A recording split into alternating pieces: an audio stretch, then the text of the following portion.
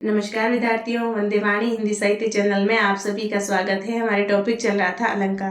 विद्यार्थियों, पिछली क्लास में हमने विरोधाभास अलंकार के बारे में पढ़ा था और आज जो है हम नया अलंकार हमारे व्यंग्य सगाई अलंकार है, जो हमारे कॉलेज व्याख्याता भर्ती परीक्षा में सिलेबस में है। और इसके बाद में हमारे कॉलेज व्याख्याता भर्ती संबंधित जो अलंकार अपनहुति अलंकार इसके बाद में रहेगा, उसको पढ़ेंगे। और आज जो है हम व्यंग्य सगाई अलंकार के बारे में चर्चा करेंगे। तो विद्यार्थियों, हम शुरू करते हैं व्यंग्य सगाई अलंकार। व्यंग्य सगाई अलंकार। तो सबसे पहले हम जान लेते हैं कि व्यंग्य सगाई अलंकार की परिभाषा क्या है। तो विद्यार्थियों, व्यंग्य सगाई अलंकार की परिभाषा है कि चारणी साहित्य में दोहा छंद के कई विशिष्ट अलंकार हैं। उन्हीं में से एक व्यंग्य सगाई अलंकार है। और दोहा छंद के हर चरण का प्रारंभिक व अंतिम शब्द जो है एक ही वर्ण से प्रारंभ होता है, तो यह अलंकार सिद्ध हो जाता है। एक बार इसकी परिभाषा पुनः पढ़ते हैं कि चारणी साहित्य में दोहा छंद के कई विशिष्ट अलंकार हैं। उन्हीं में से एक हमारे व्यंग्य सगाई अलंकार है। और दोहा छंद के हर चरण का प्रारंभिक व अंतिम शब्द एक ही वर्ण से प्रारंभ हो जाता है, तो यह अलंकार सिद्ध हो जाता है। अब विद्यार्थियों, व्यंग्य का मतलब होता है वर्ण या अक्षर और सगाई का अर्थ होता है संबंध। यानी इस अलंकार में वर्णों की मित्रता या संबंध दिखाई जाता है। और कुछ विद्वानों के अनुसार व्यंग्य सगाई अनुप्रास का ही एक भेद माना गया है। व्यंग्य सगाई अलंकार इस सामान्य नियम पर काम करता है कि इसमें प्रारंभिक शब्द जिस वर्ण या अक्षर से प्रारंभ होता है, उसके अंतिम शब्द का प्रारंभ भी उसी वर्ण या अक्षर से होता है।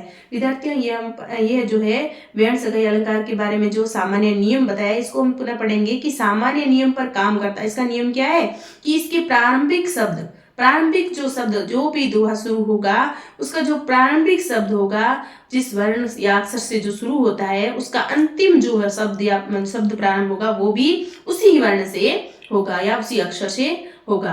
यानी इस अलंकार में वर्णों की मित्रता या संबंध दिखाई देता है। और कुछ विद्वानों के अनुसार व्यंग्य सगाई को अनुप्रास का ही एक भेद मान लिया गया है।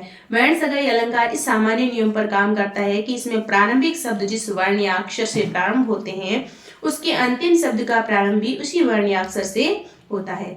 और विद्यार्थियों की राजस्थानी भाषा के चारण कवियों ने वीर रस की कविताओं में इस अलंकार का विशेष प्रयोग किया है। यह जो अलंकार है, ये राजस्थानी भाषा में सर्वाधिक प्रयोग में लाया जाता है, क्योंकि यहाँ पे जो है चारण जाति के जो कवि है, उन्होंने अपने वीर रसपूर्ण जो कविताएं थी, उसमें इस अलंकार का भरपूर प्रयोग किया है। इसमें इन जो कवियों में हमारे सूर्यमल मिश्रण है, जिन्होंने वंश भास्कर और वीर सतसई में भी व्यंग्य सगाई अलंकार का सुंदर प्रयोग किया है। और विद्यार्थियों, पृथ्वीराज राठौर कृत जो हमारी रचना है वेली कृष्ण रुक्मणी, उसमें भी व्यंग्य सगाई अलंकार का विशेष प्रयोग हुआ है। अब हम उदाहरण के माध्यम से समझेंगे कि व्यंग्य सगाई अलंकार क्या है।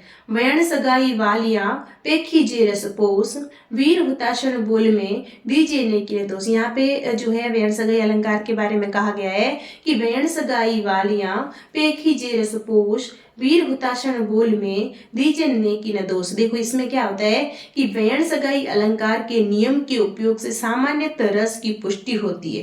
क्या होता है कि व्यंग्य सगाई के नियम के उपयोग से सामान्यतः रस की पुष्टि होती है, किंतु अग्नि के सदृश या अग्नि के समान ज्वलनशील वीर रसात्मक उक्तियों में, क्योंकि वीर रस की जो उक्तियां हैं, जो ज्वलनशील है, मतलब आग के समान उत्तेजना पैदा करने वाली होती है, ज्वलनशील है, उन उक्तियों में व्यंग्य सगाई के अभाव में भी कोई दोष दृष्टिगत नहीं होता। यदि उन वीर रसपूर्ण भक्तियों में व्यंग्य सगाई का यदि अलंकार का प्रयोग नहीं भी किया जाए या उसका अभाव हो, तो भी उसमें कोई भी दोष दृष्टिगत नहीं होता। ये कौन कह रहा है? ये सूर्यमल मिश्रण कह रहे हैं। ये पंक्तियां उनकी है। व्यंग्य सगाई वालिया पेखी जिरस पोस, वीर हुताशन भूल में दीजन देखने की न दोष।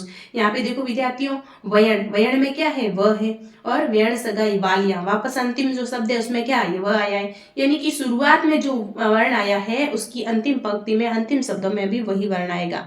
यहाँ पे व्यंग्य सगाई, यहाँ पे वालिया, या वर्ण से वह और वालिया में भी वह है। और पेखीजे रसपोस, यहाँ पेखीजे में प है, वापस पोस में भी क्या है? प है। और वीर हुताशन बोल में दीजे नने की दोस्त। और उसी प्रकार दूसरा उदाहरण हम देखते हैं विद्यार्थियों कि चंदा तेरी चांदनी हृदय उठावे हुक, संदेशा पिय को सुना मत्र वेरी मुख।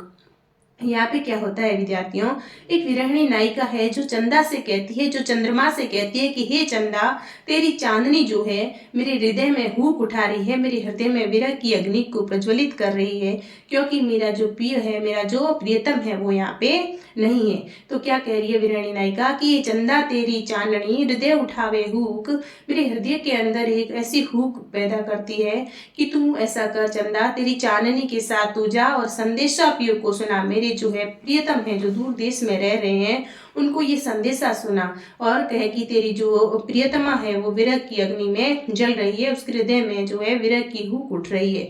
मत रह वैरी मूक, हे चंद्रमा तू मूक मत रहे, तू मतलब बिना बोले मत रहे, ये बात जाके, ये संदेशा जाके मेरे प्रियतम को सुना देना, तू दुश्मन का काम मत करना, तू एक मित्र का काम करना और संदेशा पियो को सुना, मत रह वैरी मूक, यदि तू चुप रहा तो दुश्मन से कम नहीं होगा, वैरी से कम नहीं होगा। तो हे चंद्रमा तू जो है मेरे हृदय में उठने वाली हुक को, जो संदेशा है हुक का, जो मेरे विरह का संदेशा है वो मेरे प्रिय को जरूर सुनाना। तो विद्यार्थियों यह है हमारा व्यंजक अलंकार, इससे आगे का अलंकार जो है हम अगली क्लास में पढ़ेंगे। धन्यवाद।